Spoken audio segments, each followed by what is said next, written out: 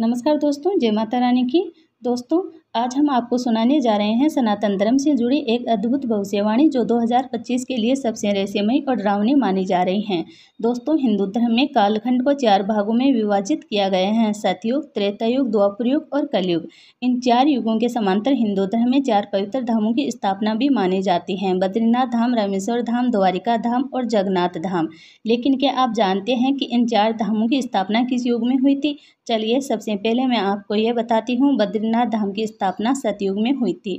रामेश्वर धाम का निर्माण त्रेता युग में हुआ, द्वारिका धाम द्वापर युग में स्थापित हुआ और जगन्नाथपुरी धाम की स्थापना कलयुग में हुई। इन 4 धामों में एक बात सामान्य है: इन सभी धामों की स्थापना भगवान विष्णु के विभिन्न अवतारों ने की है। दोस्तों, आज हम बात कर रहे हैं कलयुग के विशेष धाम जगन्नाथ धाम की। जो भी मनुष्य भगवान जगन्नाथ जी के रथ पर सवार होकर उनके दर्शन करता है, उसे पुनर्जन्म के चक्कर से मुक्ति प्राप्त होती है। सृष्टि का निर्माण, संचालन और विनाश त्रिदेवों की जिम्मेदारी होती है। भगवान ब्रह्मा इस ब्रह्मांड का निर्माण करते हैं, भगवान विष्णु इसका संचालन करते हैं और जब यह सृष्टि पाप के भार से असंतुलित हो जाती है तो भगवान शिव इसका विनाश करते हैं।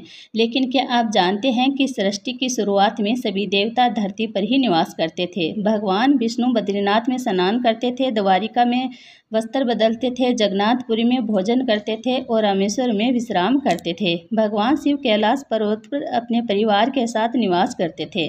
परंतु जैसे जैसे युग बदलते गए, पृथ्वी पर पाप की मात्रा भी बढ़ती चली गई। जैसे ही कलयुग का आरंभ हुआ, विनाश की छाया पृथ्वी पर मंडराने लगी और एक एक करके सभी देवता भूलोक को छोड़ने लगे। भगवान विष्णु के पृथ्वी से विदा लेने के बाद सृष्टि के संचालन की जिम्मेदारी भगवान जगन्नाथ जी के कंधों पर आ गई। अब जबकि हम कलयुग के अंधकारमय युग में हैं, तो इस समय केवल 2 ही देवता जागृत रूप में हमारे बीच मौजूद है। पहले हैं परम शक्तिमान, बुद्धि और बल के प्रतीक श्री हनुमान जी, जो अब भी जीवित हैं, और दूसरे हैं नाथों के नाथ प्रभु श्री जगन्नाथ जी। भगवान जगन्नाथ अन्य सभी देवताओं से भिन्न है। वे हमारे ही समान भोजन करते हैं, सोते हैं, खेलते हैं, विश्राम करते हैं और कभी कभी तो वे बीमार भी हो जाते हैं और उन्हें उपचार की आवश्यकता पड़ती है। और सबसे अद्भुत बात यह है कि भगवान जगन्नाथ का पुनर्जन्म भी होता है। लेकिन क्या यह पुनर्जन्म एक संकेत नहीं है?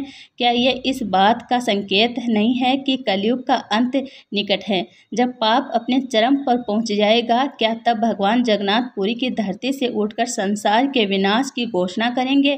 क्या वे अपने नेत्रों से सृष्टि का लेखा जोखा कर रहे हैं और उचित समय आने पर इसे एक नई दिशा देने के लिए स्वयं आगे आएंगे? शायद वह समय अब दूर नहीं है जब जगन्नाथ धाम से कलयुग के अंत की शुरुआत होगी। आज भी जगन्नाथपुरी में विराजमान भगवान जगन्नाथ अपने नेत्रों से इस संसार को देख रहे हैं और जब समय आएगा तो उनका हर निर्णय इस सृष्टि का भविष्य तय करेगा। जब आप भगवान जगन्नाथ जी को देखेंगे तो आपको ये जानकर आश्चर्य होगा कि उनकी मूर्ति अधूरी है और फिर भी उसकी पूजा होती है। यह और भी चौंकाने वाली बात है, क्योंकि हिंदू धर्म में अधूरी मूर्ति की पूजा वर्जित मानी जाती है। भगवान विष्णु के हाथों में सदैव शंख और चक्र होते हैं और इसी प्रकार भगवान जगन्नाथ जी के हाथों में भी शंख और चक्र विराजते हैं। दोस्तों, क्या आप जानते हैं कि भगवान जगन्नाथ जी भी एक दिन इस धरती को छोड़ देंगे? जी हाँ, वह समय निकट है जब कल्कि अवतार का जन्म होगा और उस क्षण भगवान जगन्नाथपुरी मंदिर को भी अलविदा कर देंगे। आखिर क्यों कल्कि अवतार भी जगन्नाथपुरी मंदिर आएंगे? दोस्तों, हमारा देश भारत रहस्यों से भरा हुआ है। हमारी सभ्यता जितनी प्राचीन है, उतने ही प्राचीन हमारे मंदिर हैं, जो हजारों सालों से अपने भीतर अनेक रहस्य समेटे हुए हैं। भारत का शायद ही कोई मंदिर हो जो वैज्ञानिक या आम लोगों की चर्चा का विषय न बना हो। बद्रीनाथ धाम, जिसे जगत के पालनहार भगवान विष्णु का 8वां वैकुंठ कहा जाता है, वहीं दूसरी तरफ जगन्नाथपुरी धाम को धरती का पहला वैकुंठ माना जाता है। उड़ीसा के तटीय शहर पुरी में स्थित ये विश्व प्रसिद्ध मंदिर भगवान विष्णु के अवतार श्री कृष्ण को समर्पित है। पुराणिक मंदिर अपने आप में अद्वितीय और अलौकिक हैं। 800 साल से भी अधिक पुराने इस मंदिर में ऐसे ऐसे रहस्य छुपे हुए हैं जो आपको सतबंध कर देंगे। आपको ये जानकर हैरानी होगी कि भगवान श्री कृष्ण का हृदय आज भी जीवित अवस्था में धड़क रहा है।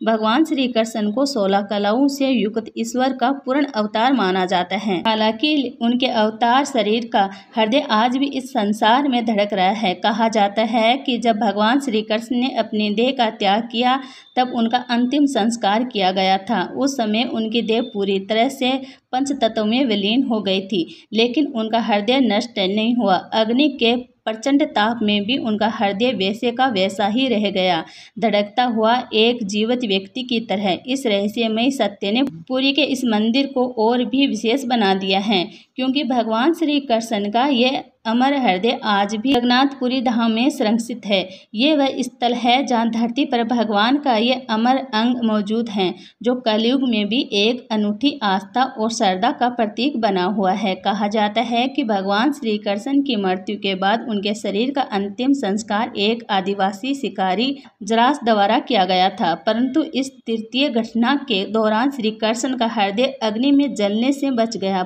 परंपरा के अनुसार इस हृदय रूपी पिंड को जल में प्रवाहित कर दिया गया, जहां इस हृदय ने एक लकड़ी के लट्ठे का रूप ले लिया। इस पवित्र लट्ठे को भगवान जगन्नाथ के भगत राजा इंद्रधुम्न ने पाया और इन्होंने भगवान विश्वकर्मा के हाथों इसे भगवान जगन्नाथ की मूर्ति के भीतर स्थापित करवाया। यह कहा जाता है कि भगवान श्री कृष्ण का हृदय आज भी जीवित है और भगवान जगन्नाथ की काठ की मूर्तियों के भीतर धड़क रहा है। भगवान जगन्नाथ के इस रहस्य को आज तक कोई पूरी तरह से समझ नहीं पाया है। हर 12 साल में भगवान जगन्नाथ की मूर्तियों को बदलने की परंपरा निभाई जाती है, जिसे नवकलेवर कहा जाता है। इसे भगवान जगन्नाथ के पुनर्जन्म के रूप में भी देखा जाता है।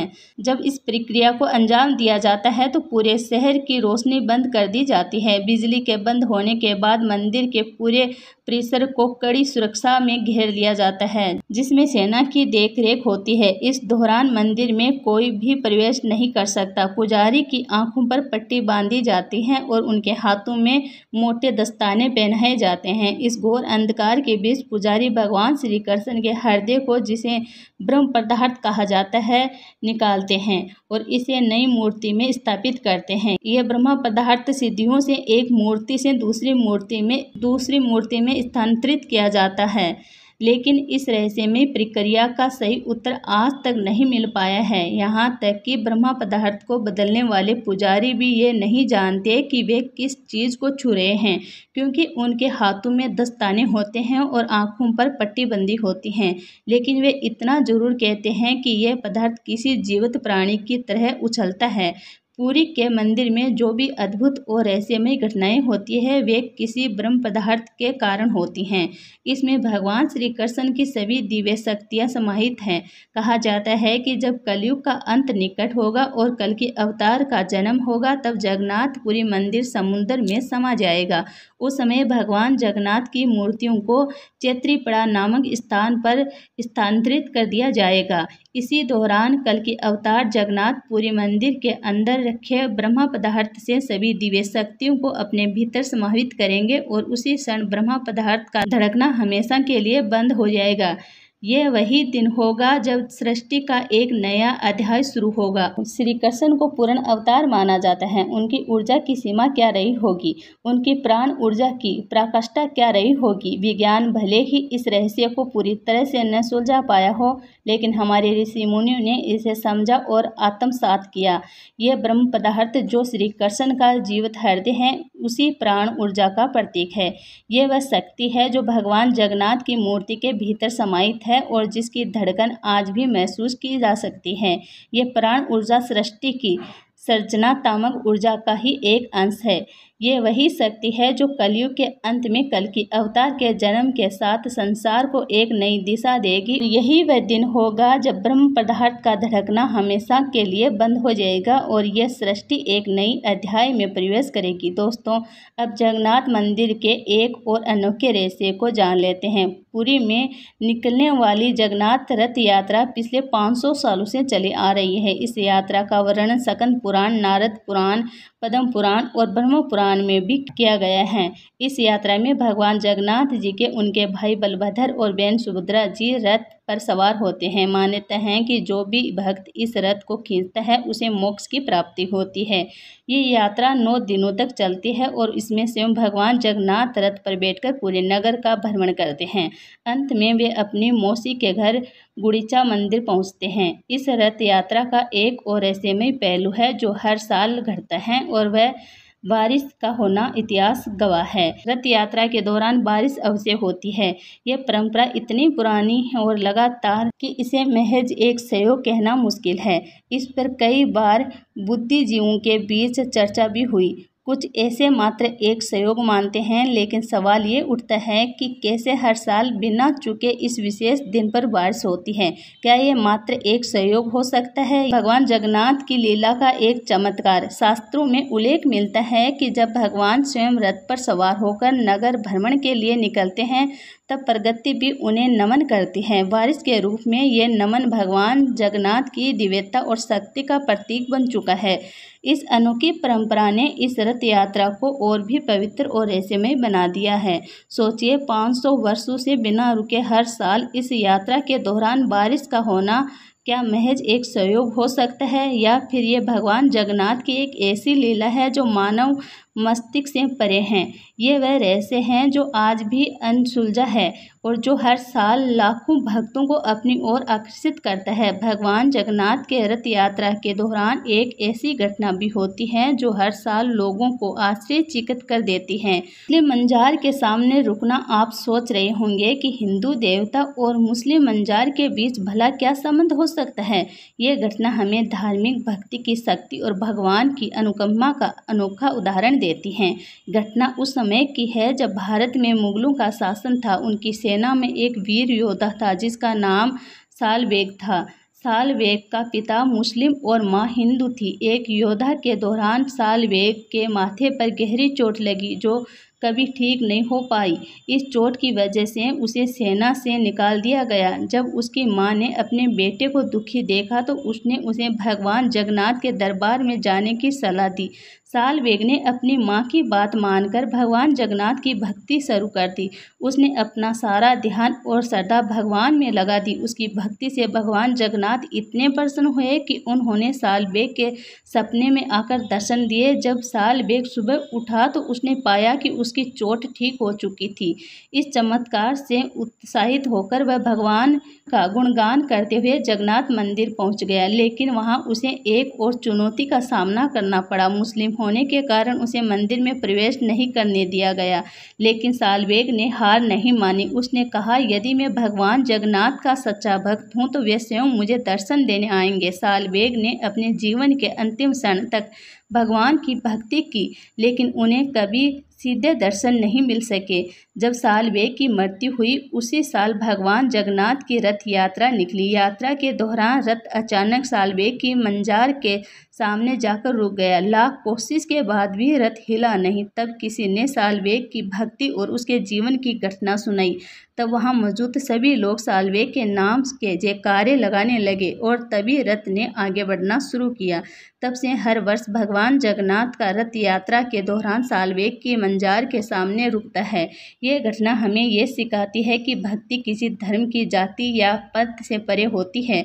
भगवान के लिए सच्ची भक्ति ही सबसे बड़ा धर्म है और उनकी कृपा पाने के लिए केवल एक सच्चे दिल की आवश्यकता होती है। साल बेग की कहानी इस बात का प्रमाण है कि भगवान किसी भी रूप में अपने भक्त की पुकार सुनते हैं और उसकी भक्ति का सम्मान करते हैं। दोस्तों, वैसे तो जगन्नाथपुरी का मंदिर अपने कई अद्भुत रहस्यों के लिए प्रसिद्ध है, लेकिन इनमें से एक रहस्य ऐसा है जो हर किसी को हैरान कर देता है। वह है यहाँ का विशाल रसोई घर।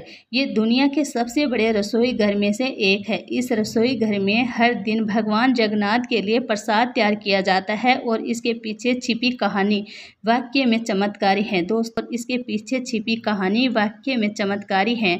मंदिर की इस रसोई में 500 से भी अधिक रसोइये 300 सहयोगियों के साथ मिलकर भगवान के लिए प्रसाद बनाते हैं। हर दिन लगभग 2 लाख भक्त यहाँ भोजन ग्रहण करते हैं। लेकिन इस रसोई की सबसे रहस्यमय बात यह है कि चाहे भक्तों की संख्या कितने भी हो, यहाँ प्रसाद कभी कम नहीं पड़ता और न ही कभी व्यर्थ जाता है। कहते हैं कि इस रसोई में बनने वाला प्रसाद भले ही कुछ हजार लोगों के लिए ही क्यों ना बना हो, लेकिन ये लाखों लोगों को पेट भरने के लिए पर्याप्त होता है। सुबह से ही श्रद्धालुओं की भीड़ मंदिर में उमड़ने लगती है, लेकिन जैसे जैसे दिन बढ़ता है प्रसाद की मात्रा में कोई कमी नहीं आती। हर एक भक्त को भरपेट प्रसाद मिलता है और शाम होते होते यह प्रसाद भी बिल्कुल ठीक समय पर समाप्त हो जाता है। लोगों का मानना है कि यह भगवान जगन्नाथ का चमत्कार है। यह रसोई न केवल भक्तों की भूख मिटाती है बल्कि एक दिव्य अनुभव भी प्रदान करती है। इस रसोई का संचालन और यहाँ बनाने वाले प्रसाद का रहस्य आज तक कोई समझ नहीं पाया है।